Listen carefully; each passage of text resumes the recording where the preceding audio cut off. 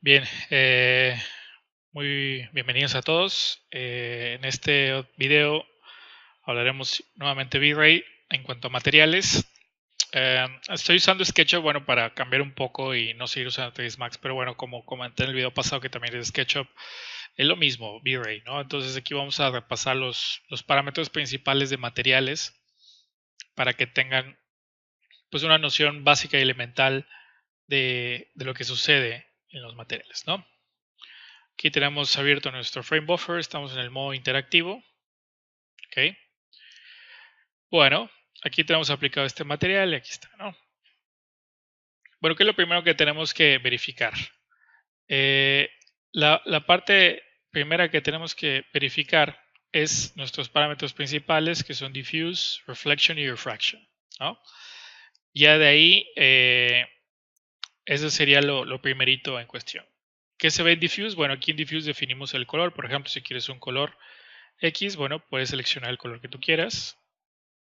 Aquí me cuesta un poco familiarizarme con los controles de SketchUp en cuanto al color, pero bueno, ahí está. Seleccionamos el difuso, que es el color visible ante la cámara, que es el color que en este caso se está seleccionando, ¿no? Ahora, inmediatamente, siempre cualquier material tiene que tener un reflejo. En la vida real, la luz refleja en los objetos, ¿sí? Hay una cantidad que se refleja, por lo tanto, en el momento que la luz se refleja en un objeto, eso hace que lo podamos ver y que tenga un color, pero eso hace también que podamos ver un reflejo, una capacidad reflejante, ¿no? Entonces, muy simple, simplemente nos habilitamos al reflejo y habilitamos nuestro reflejo. Tan fácil como eso.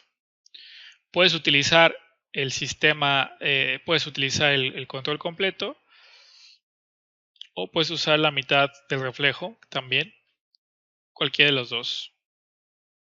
No necesitas usar el 100%. Ahora, si dejas blanco, recuerda que el blanco 255 representa el reflejo completo, ¿no?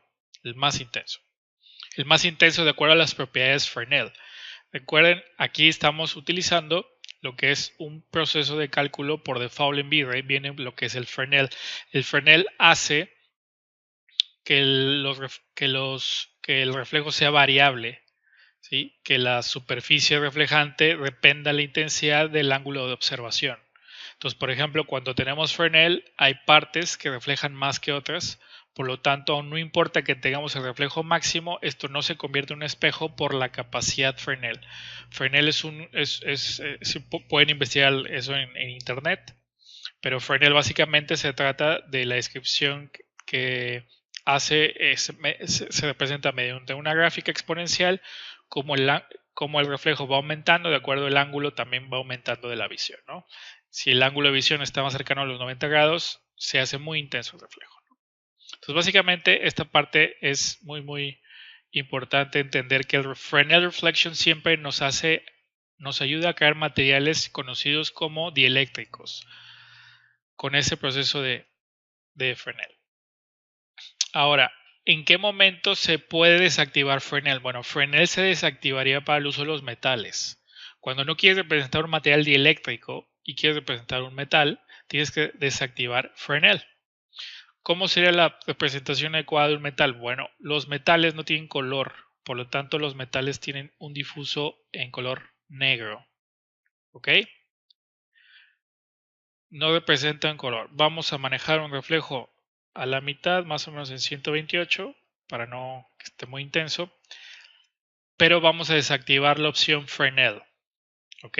Y fíjense cómo esto, el hecho de desactivar el cálculo Fresnel, nos genera un metal tranquilamente tal cual con eso. Y aquí tú depende, bueno, qué tan intenso o cromado quieres que se vea. Bueno, puedes ir aumentando el reflejo más y más cada vez. ¿Okay? Entonces, esto sería el principio fundamental del por qué usar Fresnel y no usar Fresnel. Fresnel para dieléctricos, ¿qué son los dieléctricos? Bueno, todo lo que no sea un metal. Todo lo que tú consideres que es un material que no es metálico, llevaría Fresnel. Y todo lo que, en este caso, consideres que es un metal, desactivas Fresnel, ¿no? Muy bien. Ahora, ¿qué otra cosa es bien importante? Esto es súper importantísimo. La otra cosa súper importante es el glossiness. El glossiness lo que indica es al momento de reflejarse la luz y se refleja de manera perfecta o hay variaciones en la superficie que hace que la luz se refleje en diferentes ángulos de modo más errático, ¿sí? No regular. Al afectar, la ley de reflexión indica que si el ángulo de la luz cae a 45 grados, se refleja a 45 grados, ¿no? Si hay una distorsión o una variación en la superficie del objeto, pues la luz puede reflejarse a diferentes ángulos. Por lo tanto, aquí tenemos que empezar a modificar los glossiness, quitarle el 100% de la perfección e ir bajando la perfección poco a poco hasta ir haciendo materiales con aspectos que le conocemos mate, ¿sí? Fíjense cómo ya se empieza a ver aquí, ¿no? Como el metal ya se empieza a ver. Y entre más le bajes, pues más mate se hace el efecto, ¿ok? Así de simple. Esto es independiente del Fresnel o no el Fresnel. Esto ya es otra contribución y esta es otra propiedad muy diferente. Aquí yo puedo usar Fresnel y esto no va a variar. ¿Ok? Y aquí tenemos un material. Este material, por ejemplo, pudiera pasar bien por un sillón de piel, por ejemplo, o algo de plástico. Entonces, fíjense cómo tenemos esa apariencia. Entonces, importantísimo el concepto de Fresnel y importantísimo el concepto del glossiness. Esto es lo que hace el acabado. Mucha gente piensa que cuando algo es mate no refleja. No, están equivocados. La diferencia entre este material con este aspecto es que simplemente cambió el valor de glossiness de 1 a 0.5, pero los dos están reflejando la misma intensidad de luz. ¿Por qué? Porque la luz está controlada en un parámetro aparte. La luz se controla desde este punto. Tú lo que controlas aquí es en qué dirección va la luz, si se pierde, si la luz se confunde y rebota en varias direcciones y no en un ángulo específico. Eso es lo único que estás cambiando aquí en el glossiness. Mucha gente piensa que para hacer una superficie mate le quita el reflejo y obviamente obtiene efectos totalmente falsos.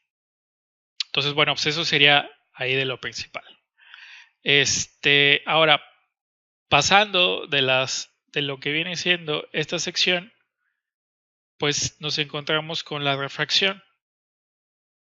Y la refracción, bueno, toma en cuenta solamente cuando quieres que el material sea transparente y quieres hacer materiales como un cristal o agua, etcétera. Estos materiales transparentosos, ¿no? Entonces, ¿cómo haríamos un cristal? Bueno, vamos a dejar un diffuse en negro, totalmente no hay color en ese aspecto. Vamos a manejar un cálculo de reflejo al máximo. Se mantiene la opción Fresnel porque el cristal es un dieléctrico y habilitamos la refracción a blanco. ¿Sí? Y esto nos va a generar un cristal. ¿Ok? Tal cual.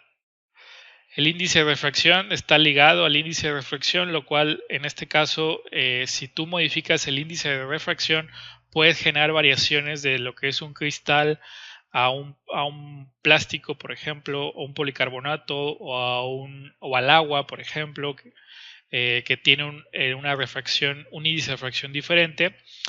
¿Por qué cambian los índices de refracción? Bueno, los índices de refracción cambian porque el material es más denso, ¿no? Entonces la luz lo que pasa es que al momento de entrar, un objeto lo vemos transparente porque la luz, aparte de verse reflejada, la luz atraviesa los objetos. Entonces cuando la luz atraviesa un objeto, lo percibimos como algo transparente. Y el índice de refracción cambia cuando ese material es muy denso y hace que la luz se desvíe al momento de pasar por ese medio. Entonces eso se llama refracción. Aquí puedes cambiar la refracción, ¿verdad? Para generar efectos. Fíjense cómo se distorsiona mucho más la visual. Atrás, todo lo que está por atrás de esto se ve mucho más distorsionado. Porque, por ejemplo, el único 1.3 es como usamos agua, ¿no? Lo típico es usar 1.6 y usar 1.6 está bien. Ahora, si el cristal le estamos dejando sin color porque técnicamente no tiene color, entonces el tema está en el fog color. El fog color tiene aquí lo que es una pequeña situación de color donde controlamos el color del cristal. No me gusta usar colores, utilicen colores muy desaturados porque si no se ve muy intenso, ¿no? Entonces ahí está, precisamente cómo darle color a un cristal o a un objeto transparente mediante fog color.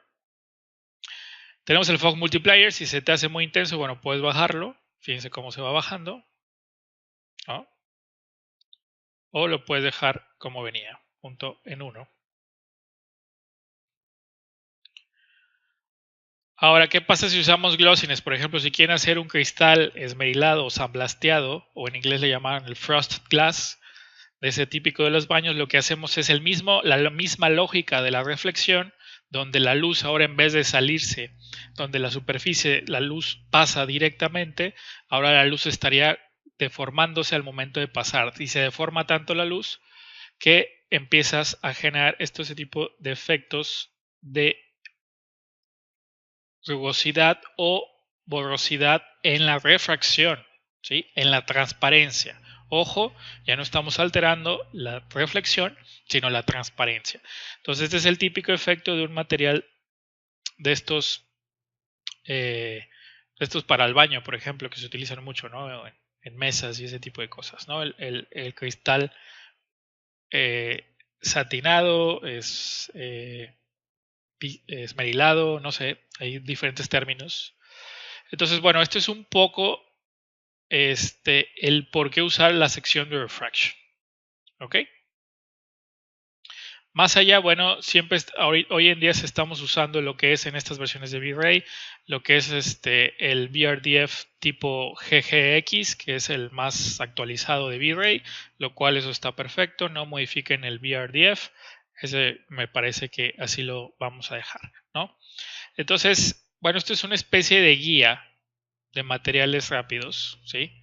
Es información que seguramente a lo mejor muchos usuarios de V-Ray ya deben conocer, pero si tú vas empezando, esta es una guía fundamental. Estos principios son básicos y fundamentales de materiales. Entonces, si quieres tener materiales decentes, ¿sí? Con apariencias realistas, bueno, pues más o menos tu guía debe empezar por aquí, por esto. Algo que recomiendo, ojo, cuando quieran utilizar color blanco, nunca jamás utilicen el blanco 255. El blanco 255 en la vida real no existe. ¿Ok? El color más blanco que ustedes deberán usar es 200, 210 por, no sé, más o menos. Eso es el blanco más blanco que en la vida real existe. ¿Por qué no existe el blanco blanco? Porque ningún objeto refleja al 100% la luz. ¿Okay? Siempre hay una pérdida en el reflejo de la luz, ¿no? Creo que la nieve es el material que refleja más la luz y ni siquiera la nieve llega al 100%. Entonces, si tú quieres hacer algo blanco, no utilices este color radiactivo de 255. ¿Por qué? Porque eventualmente si tú desde el render ya sacas este color tan intenso, imagínate cuando le hagas una postproducción, pues lo vas a poner mucho más intenso y se va a quemar. Entonces trata de sacar un cálculo mucho más conservador en el color blanco, como 210, para que en el momento que hagas postproducción, ese blanco no se te vaya muy disparado en cuanto a la intensidad, ¿no? Entonces, esto tiene que ver ya con materiales. Por ahí a lo mejor creo que ya había hecho algo en 3ds Max, no me acuerdo. Pero bueno, recuerden que es lo mismo utilizar estos parámetros dentro de V-Ray en SketchUp o dentro de 3ds Max o la plataforma que ustedes quieran. Es exactamente lo mismo, ¿no? Bien, por ejemplo, aquí añadí un bitmap, ¿verdad? Recuerden que los bitmaps aquí en SketchUp se añaden desde este punto, desde esta ventanita. Cargas aquí, exploras tu material y lo cargas. Siempre recuerden estar usando el control estándar RGB para linearizar los bitmaps que salgan con el gamma correcto en su render. ¿Ok? Entonces es lo mismo, no cambia nada. Por ejemplo, una madera yo la usaría más o menos en .8, .75, depende qué tan mate quieras el efecto, ¿verdad? Pero más o menos ahí tú juegas. Lo importante es entender el concepto del material. Ya una vez entendido toda la situación del difuso, del reflejo y del glossiness, ya con eso es más que suficiente, ¿no? Entonces, bueno, esto fue un tutorial muy rápido de los fundamentos de cómo crear materiales en V-Ray.